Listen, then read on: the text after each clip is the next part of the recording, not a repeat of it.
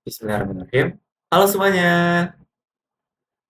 perkenalkan aku Coach Baki Aziz, aku dari Universitas Diponegoro dari program studi Teknologi Rekayasa Otomasi angkatan 2025. Halo semuanya, balik lagi ke segmen aku di mana kita belajar basic coding sampai kita bisa coding, guys.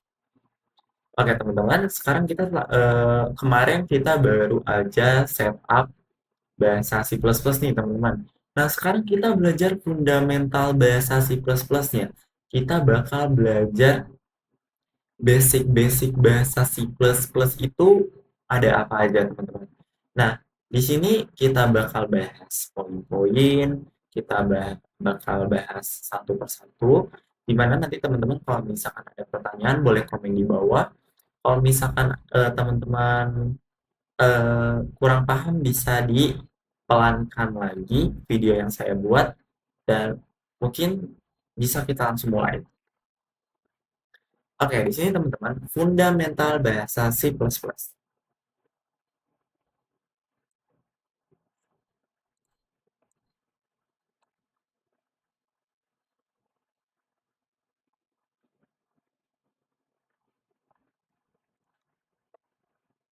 Fundamental bahasa C++. Nah, pada hari ini kita bakal bahas apa aja sih? Yang pertama, kita bakal belajar variabel di bahasa C++. Yang kedua, tipe data. Yang ketiga, konstanta. Yang keempat, array. Yang kelima, input atau output pengguna. Yang keenam, fungsi. Yang ketujuh, scope variabel atau lokal dan global. Yang terakhir, kita langsung contoh pengaplikasian pada bahasa C++. Tanpa berlama-lama, kita langsung mulai aja. Nah, yang pertama kita ada belajar variabel bahasa C++. Nah, sebenarnya konsep variabel di bahasa C++ sama bahasa Python ini nggak beda jauh, teman-teman. Nah, variabel dalam pemrograman adalah wadah bernama untuk menyimpan data yang dapat berubah selama program berjalan. Nah, karakteristiknya yang pertama ada nama atau identifier, label unik untuk membedakan satu kotak dengan kotak lainnya. Yang kedua, ada tipe data, menentukan jenis dan ukuran kotak. Yang ketiga, ada nilai atau value, isi aktual yang ada di dalam kotak tersebut. Yang keempat, ada scope atau cakupan, di mana variabel itu bisa dilihat atau diakses, dalam kurung, lokal atau global. Nah, dari variabel bahasa C++ ini ada contoh pengaplikasiannya juga, teman-teman. Nah, ini ada deklarasi saja. Di sini variabel di sini ada variabel jumlah roda nih, teman-teman. Terus ada variabel tegangan, variabel kelas, variabel nama alat, dan ada variabel is menyala. Nah, di sini teman-teman, penggunaan variabel juga diperlukan eh, apa namanya ini? Diperlukan tipe data juga, teman-teman. Nah, di sini ada integer, double, char, string, sama bol. Nah, penjelasannya di sini, integer menyimpan angka bulat utuh, double atau float menyimpan angka desimal, yang ketiga character atau menyimpan satu huruf, angka, dan simbol. Yang keempat ada bol atau boolean hanya menyimpan dua kondisi, true atau benar, atau false atau salah. Nah, yang terakhir ada string, yaitu menyimpan kumpulan karakter, teks, atau kalimat. Nah, selanjutnya kita belajar tipe data bahasa C++. Nah, tipe data bahasa C++ yang sudah saya jelaskan tadi, itu ada integer, float, double, char, bool, bol atau boolean, dan string. Nah, di sini penjelasannya, ukuran memori tiap tipe data, yang pertama, integer itu 4 byte, float itu 4 byte, double itu 8 byte, char itu 1 byte, boolean itu 1 byte, dan kalau string itu dinamis. Nah, di sini ada contohnya juga nih, teman-teman. Ada integer pin sampai dengan 13, float suhu sama dengan 24,5, terus ada double, double itu bahasa angka desimal, Kalau misalkan karakter itu satu huruf, satu angka, dan satu karakter, dan boolean atau aman sama dengan true. Terus string, pesan sama dengan system ready. Nah, ini salah satu contoh tipe data di tiap-tiap masing tipe data. Nah, nanti kan di sini ada contoh codingannya ya. Nanti di akhir kita cobain semuanya satu-satu ya. Kita lanjut terlebih dahulu. Yang ketiga ada konstanta nih teman-teman. Konstanta adalah variabel yang nilainya dikunci atau read only. Sekali dideklarasikan, nilainya tidak bisa diubah atau immutable selama program berjalan. Nah, bedanya konstanta sama variabel, kalau misalkan variabel itu adalah suatu data yang bisa berubah selama pemrograman berlangsung. Nah, sedangkan kalau misalkan konstanta itu adalah suatu data yang dimana tidak berubah. Jadi kalau misalkan ada suatu pengkondisian di mana mengubah suatu variabel, kalau misalkan konstanta itu tidak bisa dirubah, teman-teman. Di sini setelah dijelaskan juga, konstanta adalah variabel yang nilainya dikunci atau read only. Nah, di sini ada contoh pengaplikasiannya juga. Yang pertama ini mendeklarasikan konstanta, habis itu tipe datanya float, habis itu variabelnya sama dengan 3,14 dan itu harus tanda semikolon untuk melanjutkan ke pemrograman selanjutnya. Dan di sini ada contoh pengaplikasiannya juga. Include bagian satu pembuatan konstanta bla bla bla bla bla. Jadi nanti di tiap contoh kode bakal ada suatu study case juga, nanti bakal kita bahas bareng-bareng. Sekarang kita lanjut ke pembahasan selanjutnya. Yang keempat ada array nih teman-teman. Nah, array itu adalah struktur data yang menyimpan sekumpulan elemen dengan tipe data yang sama dalam satu urutan memori. Nah, array sama list ini hampir sama. Kalau misalkan list itu bisa menyimpan beberapa banyak data dan tipe datanya yang berbeda-beda juga. Sedangkan kalau misalkan array adalah suatu list di mana list tersebut itu hanya menyimpan apa ya namanya? Hanya satu tipe data aja, teman-teman.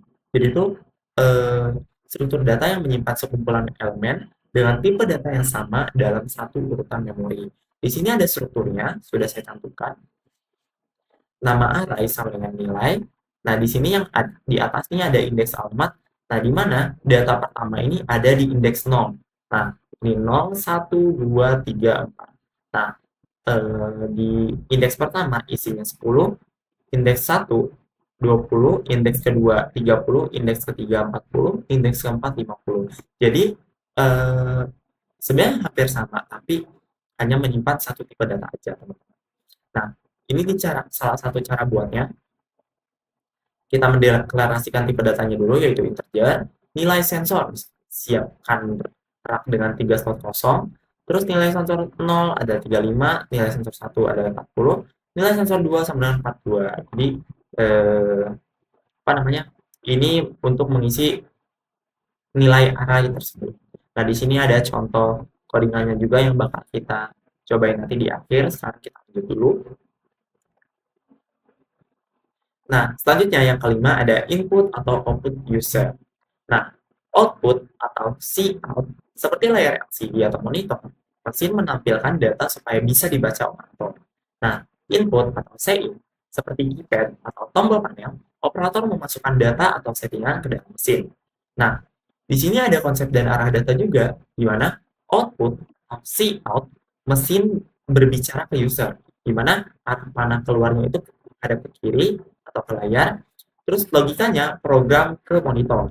Nah, terakhir mnemoniknya cout atau character out. Nah, selanjutnya itu input atau sein, di mana user itu memerintah mesin. Jadi menginput perintah ke dalam mesin. Nah, arah panahnya adalah masuk, yaitu ke variabel sebelah kanan. Nah, logikanya keyboard masuk ke variabel. Mnemoniknya itu sein atau character in. Nah, di sini ada jenis inputnya. Fitur sein atau var, getLine, sein, var, di mana fungsinya mengambil data dasar atau angka per kata, mengambil teks panjang atau kalimat. Nah, sekarang kalau misalkan kelemahannya, Kalau yang C ini berhenti saat ketemu spasi, kalau misalkan getLine mengambil seluruh baris sampai di enter.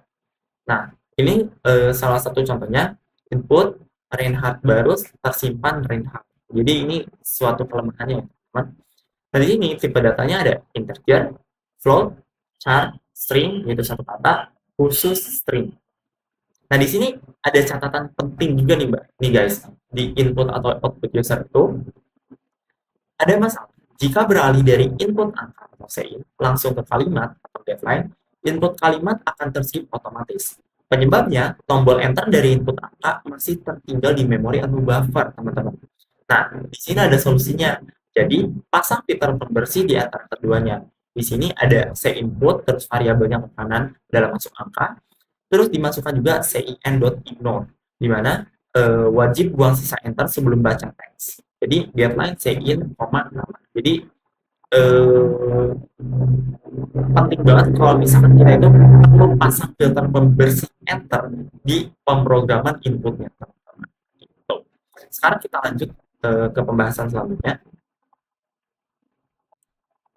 Nah, yang keenam ada fungsi. Nah, fungsi adalah blok kode terpisah yang punya tugas spesifik dan bisa dipanggil berkali-kali, teman-teman. Nah, ini konsepnya hampir sama juga kayak bahasa Python. Nah, yang pertama itu ada fungsi void atau tanpa kembalian. Nah, cirinya pakai kata kunci void atau tidak dan tidak ada return value. Di mana analoginya sirine atau lampu indikator dia cuma melakukan aksi atau bunyi atau nyala, tapi tidak menghasilkan benda baru yang bisa dipegang. Nah, contohnya menampilkan menu, membersihkan layar, membunyikan alarm, dan masih banyak. Nah, selanjutnya ada fungsi return atau dengan kembalian, cirinya pakai tipe data yaitu integer, float, dan lain-lain. Di depannya wajib ada kata return. Nah, analoginya supaya kita gampang paham, di sini ada mesin bubut nih. Kamu masukin bahan mentah atau parameter, mesin bekerja lalu mengembalikan barang jadi atau return value buat kamu pakai lagi. Kayak gitu. Contohnya, hitung luas, konversi suhu, hitung voltase, dan lain-lain. Nah, di sini ada cara buatnya juga. Yang pertama, ini mendeklarasikan tipe output yang terlebih dahulu. Selanjutnya, nama mesin atau nama variabel. Habis itu, parameter yang akan dimasukkan, bahan baku atau input, dan selanjutnya. Dan di sini ada contoh codingan juga. Nanti kalau misalkan teman-teman masih belum paham, kita bahas di contoh codingan terakhir. Selanjutnya ada scope variable atau bahasa C++.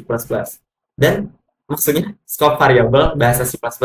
Nah, scope variable ini adalah aturan yang menentukan di bagian mana saja sebuah variabel itu bisa dilihat, diakses, dan digunakan. Nah, ini scope variable ini ada variabel lokal sama ada variabel global. Sebenarnya dari scope variable itu bisa kita bahasa lainnya itu eh, jangkauan apa namanya? Jangkauan variabel, teman-teman. Apakah itu ada di global, apakah ada itu di lokal. Nah, di sini ada yang variabel lokal terlebih dahulu. Posisinya itu dibuat di dalam fungsi atau suatu blok kode kurung awal. Sifatnya privat, hanya dikenal di dalam blok tempat dia dibuat. Begitu keluar dari blok itu, variabelnya musnah atau tidak dikenali sama sekali. Sedangkan kalau misalkan variabel global, posisinya itu dibuat di luar semua fungsi. Biasanya paling atas di bawah hashtag input. Sifatnya publik, bisa diakses dan diubah oleh fungsi mana saja di seluruh program. Nah, biasanya variabel global itu tertera di fungsi utama. Sedangkan kalau misalkan pemrograman programmer yang pro gitu teman-teman, mereka itu biasanya membuat suatu fungsi terlebih dahulu dari setelah pendeklarasian library, mereka itu mendefinisikan fungsi-fungsinya terlebih dahulu. Setelah mendefinisikan fungsi-fungsinya di akhir di fungsi utamanya, mereka tinggal manggil-manggil fungsi yang telah didefinisikan tadi. Nah, di sini ada contohnya nih teman-teman. Ada void fungsi A, tembok fungsi A. Di sini integer skor lokal sama dengan 0. Nah, di sini tuh variabel ini cuman ada di bagian sini aja teman-teman, ada di fungsi A doang. Sedangkan kalau misalkan void fungsi B, tembok fungsi B, nggak bisa lihat skor lokal punya A, tapi bisa dilihat di skor global. Gitu, teman-teman. Nah, mungkin selanjutnya itu ada contoh aplikasi dari seluruh yang telah kita bahas tadi. Jadi cashier kopi senja teman-teman. Nanti sekarang kita bahas aja contoh pengaplikasiannya dari seluruh yang telah kita pelajari tadi. Eh, kita langsung aja, let's go. Oke, teman-teman, sekarang aku udah buka Visual Studio Code nih, teman-teman. Nah, kalau misalkan teman-teman belum download Visual Studio Code, bisa tonton video aku yang sebelum video ini. Teman-teman bisa setup VS Code sama compiler bahasa C++-nya. Pokoknya setup dulu kode C++-nya, habis itu kita langsung bahas di sini. Nah, di sini ada salah satu contoh dari materi variabel. Nah, di sini ada integer main. Nah, di sini ada bagian pertama, deklarasi dan instalasi variabel. Contoh ibaratnya kita untuk variabel di sini ada ibaratnya memasang komponen ke papan PCB nih, teman-teman, biar kayak kita tuh teknologi rekayasa otomasi banget gitu. Nah, kasus pertama, nomor pin Arduino atau jumlah pertahanan nggak mungkin desimal. Maka integer itu perlu data integer, yaitu bilangan bulat ya teman-teman. Nah di sini integer, habis itu pin outputnya sama dengan 13. Nah di sini ada kasus pembacaan sensor suhu ruangan ya, yaitu pasti desimal, jadi float suhu ruangannya sama dengan 24,5. Nah ini data float berarti data desimal. Selanjutnya ada double atau desimal presisi tinggi, di mana kasusnya ini koordinat GPS robot sehingga membutuhkan akurasi yang sangat tinggi. Nah, di sini ada pendeklarasian tipe datanya dulu, double, habis itu koordinat GPS-nya, variabelnya itu sama dengan minus 7, bla bla bla bla bla. Gitu. Selanjutnya ada tipe data char atau karakter tunggal, di mana kasusnya yaitu kode mode operasi A sama dengan auto, M sama dengan manual. Di sini ada char, habis itu mode operasi sama dengan A. Jadi kasus ini biasanya ya kalau misalkan ada mode operasi, jadi kita butuh kode apa nih, misal kalau misalkan mau auto tinggal ketik A, kalau misalkan manual bisa ketik B, M, maaf. Nah selanjutnya ada tipe data boolean teman-teman, logika benar atau salah. Nah sehingga kasusnya adalah status keamanan mesin true sama dengan aman, fail sama dengan bahaya. Nah di sini deklarasi bool terlebih dahulu, selanjutnya ada variabelnya sama dengan true. Nah, yang terakhir itu ada tipe data string atau teks panjang, di mana kasusnya itu menampilkan pesan status ke layar LCD. Nah, string pesan layar sama dengan sistem ready. Nah, bagian dua outputnya begini teman-teman. Nah, ini perlu ada input dan outputnya juga nih teman-teman. Ini boleh kita play, cuma nanti untuk penjelasan input dan outputnya nanti terpisah ya teman-teman di selanjutnya.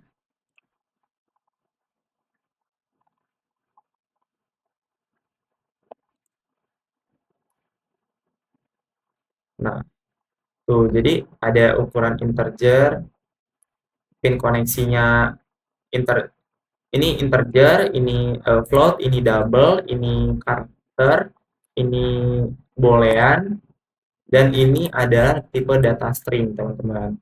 Nah jadi seperti itu. Sekarang kita lanjut ke contoh pemrograman selanjutnya, yaitu selanjutnya itu ada di konstanta nih teman-teman. Nah kalau misalkan konstanta yaitu di mana variabel konstanta itu adalah variabel yang tidak bisa diubah saat pemrograman. Jadi konstan atau sifatnya read only gitu. Nah, di sini ada konstanta float pi. Nah, konstanta habis itu tipe datanya float pi sama dengan 3,1415. Terus ada konstan juga max RPM misalkan sama dengan 5000. Terus konstanta cara kode underscore seri sama dengan x. Nah, di sini ada contoh di bagian penggunaan juga, di mana code ini adalah info public and terus habis itu si out-nya juga PI, max RPM, kode seri. Jadi konstan gitu loh teman-teman, tipe data yang konstan. Maka eh, tidak bisa berubah gitu teman-teman variabelnya. Jadi bagian 3 itu ada pembuktian safety test atau test error. Nah, teman-teman bisa baca di sini. Terus habis itu terakhir return 0. Nah, sekarang kita coba play. Nah, ada info teknis memori ini teman-teman. Info pabrik, nilai PI, batas RPM, sama kode alatnya X. Gitu teman-teman. Nah, selanjutnya yaitu array teman-teman nih. Array.c++. Nah, baik lagi kalau misalkan array itu adalah suatu list di mana listnya itu menyimpan hanya satu tipe data teman-teman. Nah, di sini ada variabel array suhu teman-teman. Nah, suhu ini tipe datanya adalah double, di mana eh, desimal dengan tingkat akurasi yang lumayan tinggi. Di sini di indeks 0 itu ada 28,5, indeks pertama ada 30,1, indeks kedua ada 29,8, dan indeks ketiga 31,5 tapi 4 slot tipe double. Bagi kalau misalkan array itu penghitungan indeksnya itu mulai dari 0 teman-teman. Nah, sehingga mengakses data nih teman-teman. Ingat melihat suhu di sensor pertama, si out suhu sensor, eh, suhu sensor 1 sama dengan suhu 0 atau suhu indeks 0, terus Cn. Si out suhu sensor 4, suhu 3, terus Cn. Indeks ketiga itu data keempat ya teman-teman. Nah, selanjutnya mengubah data nih teman-teman. Si out info kalibrasi sensor 2 N1 suhu 1 sama dengan 35,0 mengganti nilai lama 30,1 jadi 35,0. Nah, si outnya suhu sensor 2 baru yaitu dimasukin ke array di list pertama. Nah, ini ada bahaya juga teman-teman. Jangan akses indeks di luar batas. Suhu 4-nya sama dengan 100, itu error karena slot cuma sampai 3. Ini namanya buffer overflow atau rak jebol. Kan kita coba play. Nah, di suhu sensor pertama ada 28,5C, suhu sensor 4 ada 31,5C, kalibrasi sensor 2 langsung berubah suhu sensor 2-nya menjadi 35C. Mudah dipahami kalau misalkan array. Selanjutnya yaitu adalah input atau output user guys. Nah, input output user ini eh, kayak penggunaan si out sama si ini gitu loh teman-teman. Di sini di bagian pertama ada input angka, di mana si outnya ini adalah suatu ID alat. Nah, ini bisa diinputkan teman-teman ID alatnya berapa, terus habis itu dimasukkan ke variabel ID alat. Terus habis itu nomor 2, jangan lupa, ini penting banget teman-teman. Filter pembersihnya wajib ada sebelum getline, di mana penggunanya itu yaitu cin.ignore. Nah, selanjutnya yang ketiga itu ada input teks panjang which is pakai getline, di mana nama teknisi, terus getline, cin, nama teknisi teman-teman. Terus habis itu output hasilnya supaya kelihatan yang telah diinput apa aja, cout, data tersimpan, ID, nama, dan bla bla bla bla bla. Sekarang kita coba. Nah, ID alat teman-teman, ID alat misalkan 20, nama teknisi, iya, tuh ID-nya 20, namanya iya. Input output ini kayak input input lah maksudnya. Kita lanjut. Selanjutnya itu ada fungsi nih teman-teman. Nah, fungsi.cpp. Nah, di mana mesin satu yaitu void, di mana cuma tampil dan nggak balikin angka. Contohnya adalah kalkulator daya. P sama dengan V kali I. Terus dimasukin lagi ke kalkulator daya. Kalkulator daya ini tidak menyimpan hasil dari fungsi void ini. Nah, sedangkan kalau misalkan mesin 2 itu ada return-nya teman-teman. Ngolah data dan balikin hasilnya lagi. Contohnya ada input tegangan, arus, sama outputnya adalah daya watt. Nah, di sini deklarasi fungsi mesin satu, di sini deklarasi fungsi mesin dua. Nah, programnya, ini program utama, main. Nah, ada tipe data flow, volt, ampere, sama watt. Selanjutnya, panggil mesin void, tampilkan judul, masukkan tegangan, masukkan arus, hitung daya volt ampere, out daya listrik, watt, and terus di return kembali. Sekarang kita coba.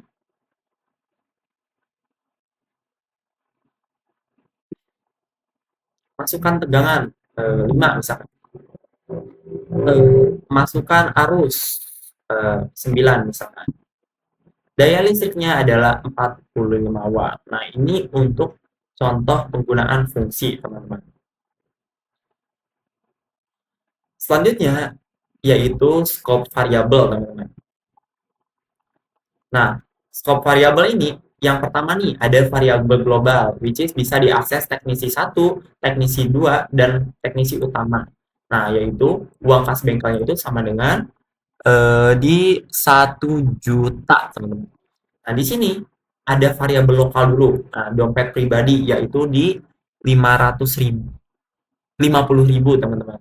Di print terlebih dahulu, see out, habis itu teknisi 1, uang pribadi, terus ada see out lagi, lihat kas, uang kas bengkel, berapa, kayak gitu, teman-teman. Di sini ada teknisi 2, di mana mencoba untuk akses dompet di teknisi 1. Nah, si out-nya itu pasti error karena nggak kenal variabel ini, which is karena eh, variabel yang digunakan pada teknisi 1 adalah variabel lokal, di mana tidak bisa diakses di teknisi 2. Nah, selanjutnya itu ada di teknisi utama, yaitu di kas awal, mengakses uang kas bengkel, dan mengeprint teknisi 1, teknisi 2, terus habis itu kas akhirnya berapa, terakhir, dan ludes. Kita coba kan.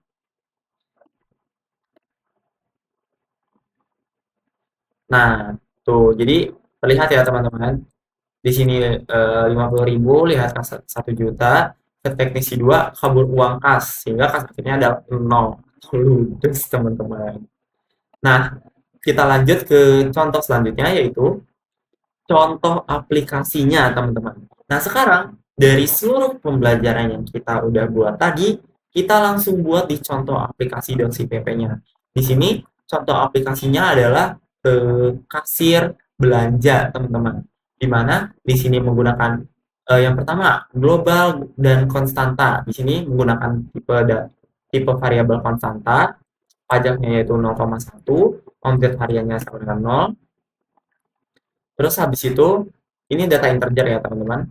Terus habis itu penggunaan fungsi pelayan dan kalkulator di sini, yaitu fungsi void, di mana cuma menampilkan menu, papan tulis menu, nih teman-teman.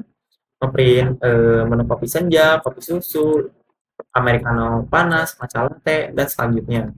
Terus habis itu, ada fungsi return juga nih teman-teman, yaitu menghitung total plus pajak. Nah, rumusnya yaitu fungsi hitung final, yaitu biaya pajak sama dengan total belanja sama dengan dikali pajak. Nah, total belanja ditambah biaya pajak itu di-returnkan kembali. Nah, selanjutnya ada penggunaan fungsi utama integer main, di mana nih di sini penggunaan data array statis, teman-teman. Nih di data array nama menu itu ada 3, yaitu kopi susu, americano, sama matcha latte. Harga menunya 1.800, 1.800, 18.000, 15.000, sama 22.000. Selanjutnya ada keranjang belanja, ya, vektor atau dinamis. Nah, di sini teman-teman bisa dilihat hanya untuk transaksi pelanggan ini. Selanjutnya ada input data, input dan bagian output, terus ada looping order juga nih teman-teman. While lanjut sama dengan Y, dan jika lanjut yaitu kita terjadi looping, yaitu tampilkan mengakses fungsi tampilkan menu, terus ngeprint out pilih menu, terus habis itu menginput pilihannya mana. Terus logika memasukkan keranjang, ingat indeks array mulai dari 0. Terus jika pilihannya lebih dari 1, maka pilihannya harus kurang dari sama dengan 3. Teman-teman bisa dilihat di sini. Terus habis itu bertanya lagi, mau ditambah lagi Y atau tidak. Kalau misalkan sein, kita lanjut. Nah, sekarang finishing dan outputnya teman-teman. Total bayar yaitu memanggil fungsi hitung final dalam kurung parameter total belanja. Nah, update global, omset harian ditambah total bayar. Terus cetak stroke, habis itu menampilkan isi keranjang manual. Nah, count item pertama, count item terakhir, struktur pesanan dot back, terus add. Terus total item, struktur pesanan dot size, eh, pokoknya ini output dari eh, pengolahan data yang tadi di awal. Sekarang kita coba run.